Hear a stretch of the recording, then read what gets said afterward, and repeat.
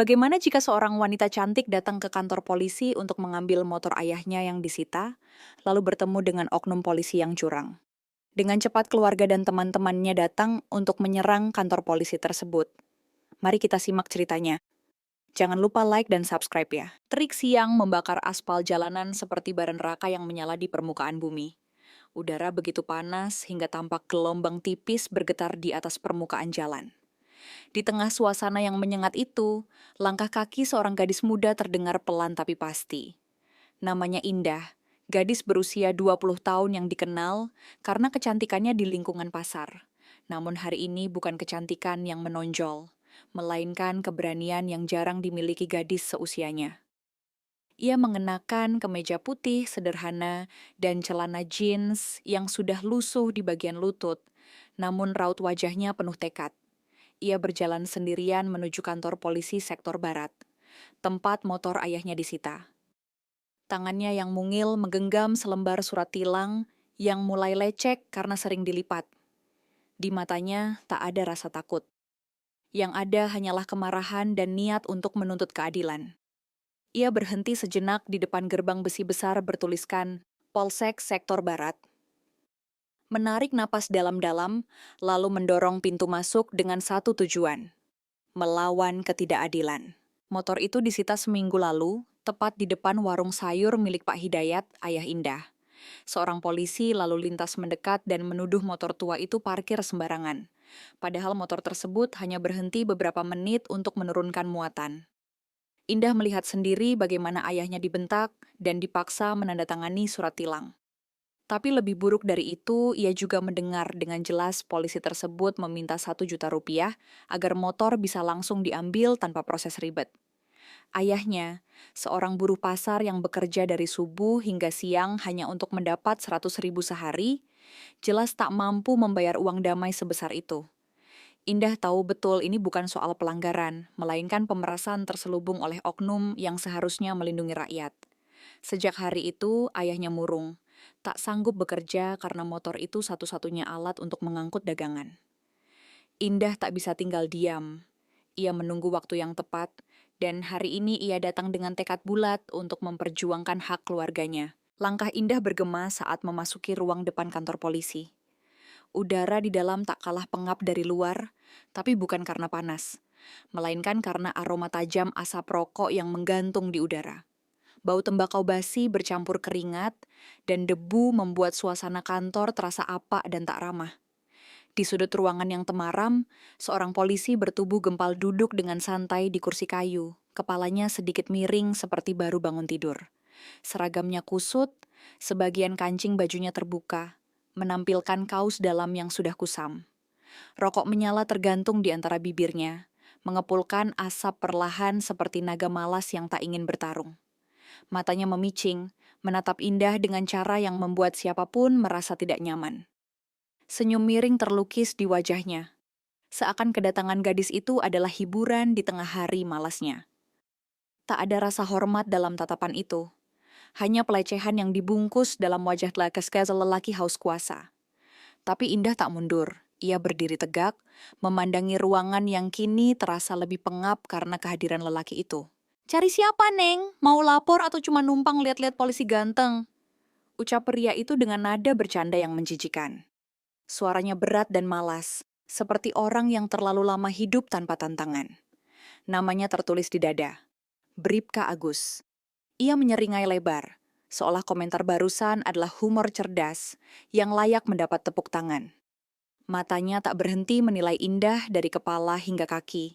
Pandangan yang jelas bukan bagian dari prosedur profesional kepolisian. Setiap lirikan terasa seperti belati yang menelanjangi, bukan menyambut. Indah merasakan seluruh tubuhnya menegang, bukan karena takut, tapi karena muak. Ia sudah bersiap menghadapi arogansi, tapi tetap saja komentar itu membuat darahnya naik, seolah menjadi perempuan adalah undangan untuk direndahkan. Agus bahkan bersandar lebih santai di kursinya, satu tangan memainkan rokok, tangan lainnya menggaruk perutnya yang menyembul dari sela-sela seragam. "Kalau nggak ada duit, bisa negosiasi langsung, Neng. Tapi ya, jangan gratisan juga dong," katanya sambil terkekeh. Ini bukan sambutan, ini penghinaan. Indah tidak menjawab langsung. Ia menatap pria itu dalam-dalam, menahan amarah yang mulai mendidih di balik kulitnya. Saya mau ambil motor milik ayah saya, Hidayat, ujarnya akhirnya, dengan suara yang tenang tapi mengandung bara. Sudah seminggu disita oleh rekan Anda di lapangan. Dan kami tidak bisa membayar uang damai yang katanya harus disetor untuk bisa mengambilnya kembali. Kalimat itu meluncur tegas tanpa gemetar. Ia ingin memastikan bahwa suaranya tak terdengar seperti permohonan. Ini adalah tuntutan. Bribka Agus tampak mengangkat alis, lalu menyandarkan tubuhnya lebih dalam ke kursi. Ia tertawa kecil, seolah ucapan indah barusan hanyalah lelucon. "Oh, jadi kamu ini anaknya Pak Hidayat yang nggak mau bayar itu?" katanya dengan nada mencibir. "Kamu pikir bisa datang ke sini, ngomong galak, terus motor langsung dikasih? Dunia ini nggak semudah drama sinetron, Neng." Tapi Indah tetap berdiri tegak, tak terpancing oleh provokasi itu. Di balik tubuhnya yang mungil, tersembunyi kekuatan yang siap meledak kapan saja. Agus mendengus keras, menghembuskan asap rokok dari hidung seperti banteng yang terganggu di siang hari. Ia berdiri perlahan, tinggi badannya jauh lebih besar dari Indah. Dan kini tubuhnya menutupi jalan keluar menuju bagian dalam kantor. Sorot matanya berubah, tidak lagi sekadar menggoda, tapi menunjukkan dominasi dan ancaman. "Kalau nggak bisa bayar, ya motor tetap di sini. Urusan selesai," katanya dengan nada dingin. Lalu, dengan gerak licik, ia menyandarkan tubuh ke kusen pintu, menghalangi arah Indah. Atau, "Ya kamu tahu sendiri bisa cari cara lain. Kan cantik, muda, sayang kalau cuma marah-marah di sini." Kalimat terakhir diucapkan dengan desisan pelan, namun cukup jelas terdengar. Indah merasa perutnya mual mendengar sugesti menjijikan itu. Agus bahkan mendekat sedikit membungkuk untuk sejajar dengan wajah Indah. Tapi Indah tak mundur. Ia diam, namun sorot matanya seperti belati yang siap menghujam balik. Bagi Agus, ia hanyalah gadis biasa yang bisa ditekan. Tapi kali ini ia salah besar. Tangan Indah mengepal. Jemari kecilnya bergetar menahan gemetar, emosi yang hampir meledak. Ia melangkah maju setapak, menantang tubuh besar Agus dengan keberanian yang berasal dari rasa muak dan penghinaan yang sudah memuncak. "Jangan perlakukan saya seperti sampah," ucapnya tajam. Setiap kata diucapkan dengan tekanan jelas. "Saya bukan perempuan lemah. Kalau Bapak mau main kotor, saya juga bisa bikin kantor ini kotor oleh kebenaran yang saya bawa." Ucapan itu seperti palu godam yang menghantam keangkuhan Agus. Ruangan yang semula penuh aroma, malas dan ogah-ogahan mendadak terasa panas oleh tensi tak kasat mata. Agus sempat terdiam, seolah tak menyangka perempuan di hadapannya punya nyali sebesar itu. Ia bukan tipe yang biasa dibantah, apalagi oleh gadis muda. Tapi Indah berdiri tanpa ragu, tidak sekadar membela diri. Ia menantang seluruh sistem yang kotor di balik seragam itu. Sebuah atmosfer baru mengisi ruangan, dan itu bukan rasa takut, melainkan ketegangan antara penguasa dan perlawanan. Tawa kasar keluar dari tenggorokan Agus. Namun kali ini terdengar dipaksakan, seperti upaya menyembunyikan rasa tersinggung. Ia tak pernah menyangka gadis yang kelihatannya biasa ini bisa melawan balik dengan kata-kata setajam silet. Tapi harga dirinya sudah terinjak. Ia melangkah cepat, tangannya langsung menangkap lengan Indah dan menjambaknya dengan kasar. Tarikannya begitu kuat hingga tubuh Indah tersentak mundur, lalu didorong keras ke dinding. Benturan keras membuat suara berderak menggema di ruangan itu. "Kamu pikir kamu siapa, hah?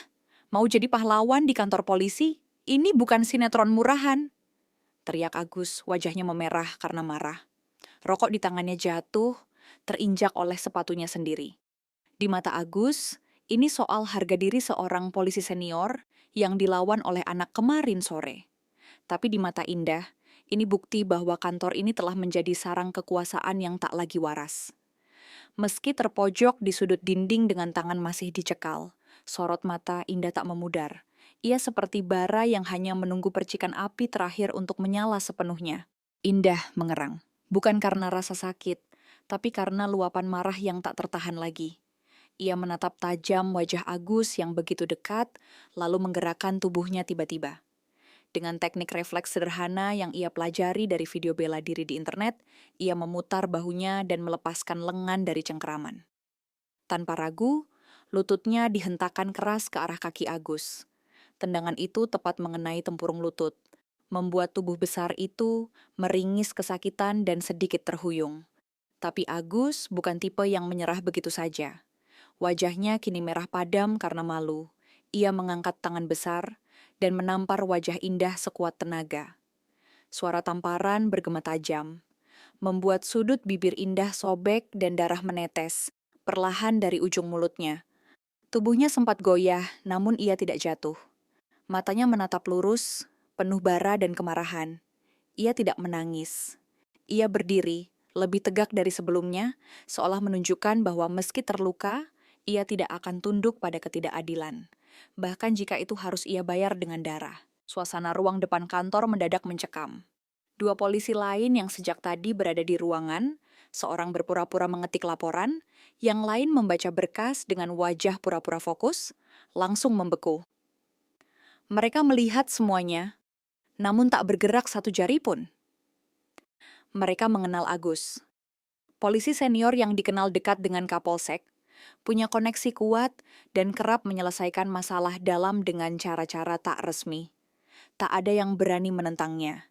Diam berarti aman, dan bergerak bisa berarti karier mereka tamat.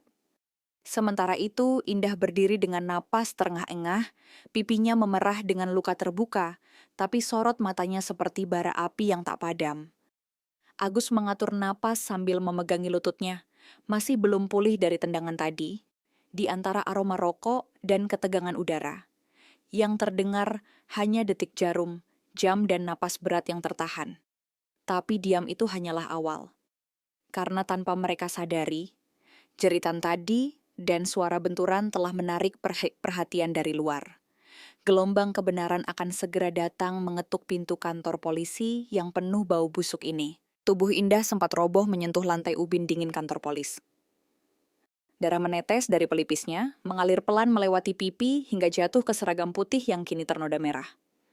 Namun tak sampai 3 detik, ia kembali berdiri dengan napas memburu. Luka itu tak lebih menyakitkan dibanding rasa diinjak harga dirinya.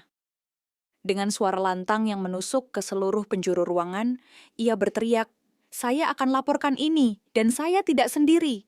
Gaung suaranya menggema, memantul dari tembok kusam yang menjadi saksi kebusukan hukum yang dilanggengkan oleh seragam. Dua polisi yang tadi pura-pura sibuk menoleh cepat, wajah mereka pucat. Agus melotot tak percaya, seakan tak pernah melihat seorang perempuan berani berdiri setelah dipukulnya. Tapi Indah bukan korban yang bisa dibungkam. Ia berdiri tegak, seperti panggilan perang bagi keadilan. Di luar, suara teriakan kecil mulai terdengar, bukti bahwa keberaniannya tak sia-sia, bahwa dunia luar sedang bergerak menuju pintu yang selama ini tertutup oleh kekuasaan. Tak butuh waktu lama, hiruk-pikuk pecah dari luar pagar kantor polisi. Suara klakson, teriakan, dan tabuhan ember memecah keheningan siang. Sekelompok warga berdiri di seberang jalan, memadati trotoar dengan wajah geram. Mereka datang dipimpin langsung oleh Pak Hidayat, pria berusia 50 yang dikenal sebagai tulang punggung pasar lama. Tangannya menggenggam sehelai kain bertuliskan "Tangkap Polisi Nakal", hasil coretan spidol di atas spray bekas. Di sekelilingnya, para pemuda, ibu-ibu pedagang, dan bahkan tukang parkir turut membawa benda apapun yang bisa digunakan untuk membuat suara. Tong kosong, tutup wajan, bahkan panci bocor. Mereka memukul pagar kantor polisi dengan irama cepat, membuat suara gemuruh yang membuat para polisi muda panik di dalam. "Tangkap polisi nakal, bebaskan motor rakyat," teriak mereka serempak. Wajah mereka memerah karena marah, bukan karena terik. Aksi dadakan ini bukan hasil provokasi, tapi buah dari luka yang terlalu lama dipendam. Dan kini, ledakannya tidak bisa dihentikan. Agus mendengar kegaduhan dari dalam dan segera keluar dengan wajah merah padam. Tidak hanya karena marah, tapi juga karena panik. Ketika ia melihat puluhan warga memadati halaman kantor dan pagar besi diguncang keras, ia melangkah maju dengan gaya sok berani. "Apa-apaan ini? Siapa yang suruh kalian ke sini?" Bentaknya, suaranya tertahan oleh gemuruh yel-yel warga. Tapi reaksinya justru membuat massa makin tersulut.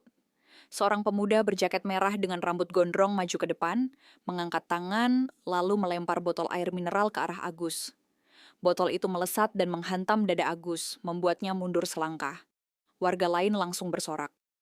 "Itu buat luka anak Pak Hidayat," teriak seseorang dari tengah kerumunan. Agus mencabut pentungan dari pinggangnya, tapi ia tak berani melangkah lebih dekat. Warga tak menunjukkan rasa takut. Mereka sudah lelah ditindas, lelah dibungkam, dan siang ini mereka datang bukan untuk mengemis pengertian. Mereka datang untuk menggebrak ketidakadilan. Mereka datang untuk pintu depan kantor yang semula tertutup rapat, akhirnya terbuka paksa. Pak Hidayat sendiri yang mendorongnya dengan keras, membuat dua anak magang yang menjaga terhuyung mundur. Beberapa warga masuk bersamanya, mendorong ruangan yang semula hanya milik aparat kini berubah menjadi ruang rakyat. "Kami menuntut keadilan," teriak Pak Hidayat. Suaranya parau tapi penuh tenaga. "Anak saya dipukul oleh aparat yang seharusnya melindungi. Motor saya disita tanpa dasar hukum yang sah." Suasana dalam kantor kacau. Beberapa petugas muda kebingungan harus bertindak atau diam. Mereka tak pernah dilatih menghadapi amukan warga yang marah, apalagi warga yang datang dengan alasan benar. Indah berdiri di sisi ruang, tubuhnya masih kaku, tapi matanya bersinar melihat ayahnya masuk seperti pahlawan. Ia tahu, ini bukan lagi perjuangan seorang diri. Ini telah berubah menjadi perlawanan kolektif. Ruangan yang biasanya diisi obrolan malas dan dokumen berdebu, kini menjadi panggung peradilan darurat. Dan Hidayat adalah suara rakyat yang tak bisa dibungkam. Situasi makin memanas hingga seorang petugas wanita di bagian admin yang sejak tadi panik langsung bergerak ke panel tombol darurat. Ia menekannya dengan gemetar, dan bunyi alarm berdering nyaring memenuhi seluruh kantor. Lampu merah berkedip di sudut langit-langit. Dalam waktu kurang dari 5 menit, suara sirene mobil patroli terdengar menghentak dari kejauhan. Mobil pengawasan internal berhenti mendadak di depan kantor, mengangkat rasa penasaran sekaligus harapan. Dua perwira tinggi turun, mengenakan seragam lengkap dengan lambang khusus penegakan etik. Salah satunya membawa tablet digital, yang lain berbicara cepat melalui HT. Mereka langsung masuk tanpa basa-basi, melewati kerumunan warga yang membuka jalan dengan ragu. Salah satu dari mereka bertanya tegas, "Siapa Bribka Agus?" Tak ada jawaban. Semua mata beralih ke Agus yang berdiri kaku di tengah ruangan. Perwira menatapnya tanpa ekspresi. "Atas laporan dugaan pelanggaran kode etik dan kekerasan, Anda kami minta ikut sekarang juga." Kantor yang tadi penuh ketegangan kini hening seketika. Hukum yang selama ini abu-abu akhirnya mulai bergerak. "Siapa Bribka Agus?"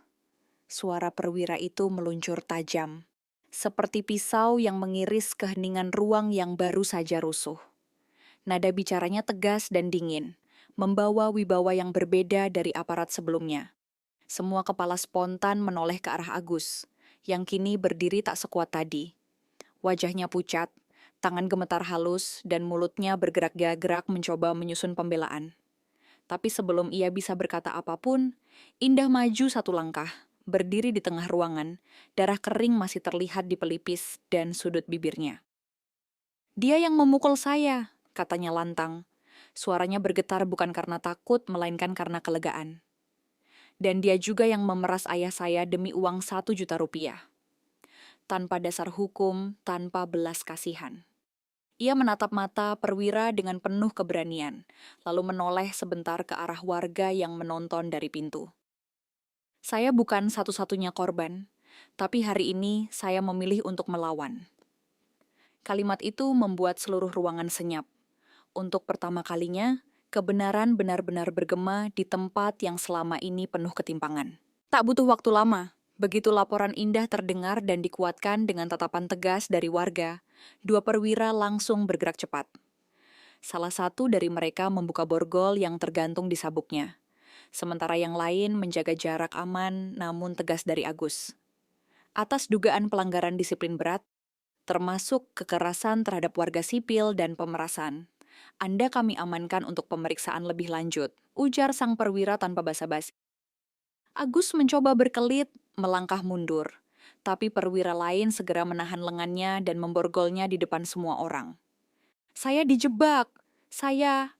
Protes Agus, namun suaranya tenggelam oleh sorak-sorai warga yang akhirnya bisa melihat aparat yang arogan itu diperlakukan sebagaimana mestinya. Tepuk tangan meledak dari kerumunan, dan beberapa orang bahkan bersiul.